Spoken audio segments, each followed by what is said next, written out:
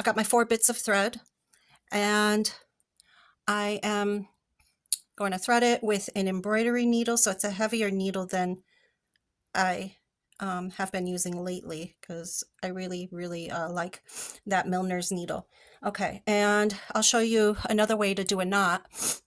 What I do here is I take all the ends. I've shown my youngest daughter how to do this. This is a great all-purpose way to do a knot. You take your ends and you face them towards the needle, and you hold on to your ends along the shaft of the needle, and then you wrap your thread around. Okay, you don't have to do it tight, because now you're going to slide all of that off, going all in that direction. Okay, so let's see how well I'm going to be able to recreate this eyebrow so that we have matching eyebrows. What I'm going to do here is, following this line that I drew from my template, I really want her eyebrow to go to the edge of the eye, the edge of either side of the eye, but I'm going to do this one right now. So I'm staying at the right height. I'm really studying where my line should be. I would say right about there. Okay, so I've got my needle inserted into there, and now I'm going to go all the way to the outer corner, and I'm going to be sloping down a bit, just like the other one sloped down a bit. So let's see, right about here, I would say. Okay.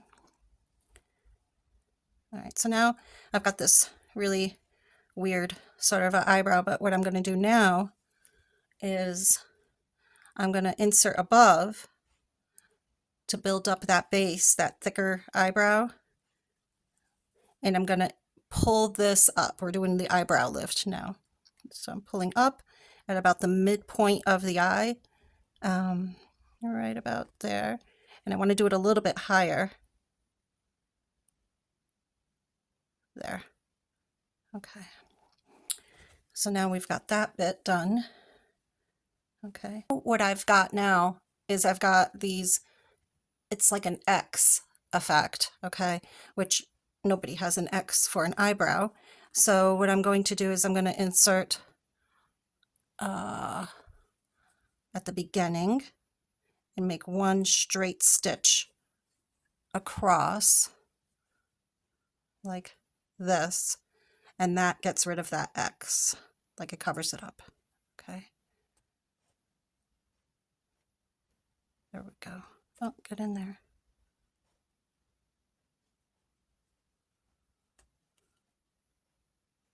Okay. All right.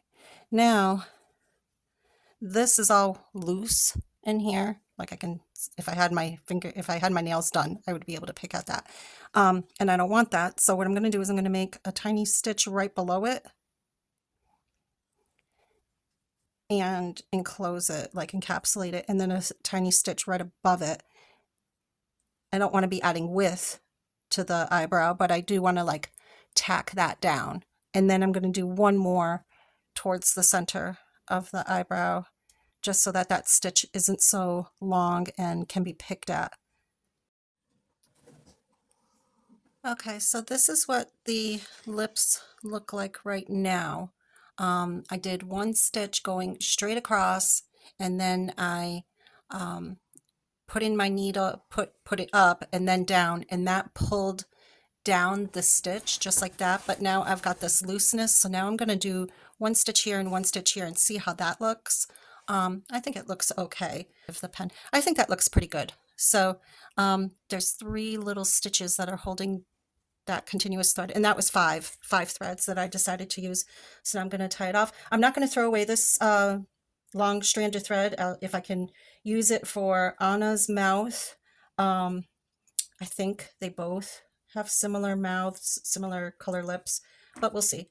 And now for her nose should be less prominent than the lips, is my thought. Can you see her? Yeah. So I'll choose maybe just 3 instead of the 5 and the 4. At this point, I did her nose, which I'm very happy with how that came out. How I did that was I went from her her left eye to her right eye. I inserted the needle right on the came up um, right on the black line and got the threads all in the position that I wanted them, just the right amount of looseness. And then I went back in almost just about right at the same spot. Um, and so that I think creates a nice little dimension to her nose, because her nose is a little bit perky, pointy like that. So I think that that goes well.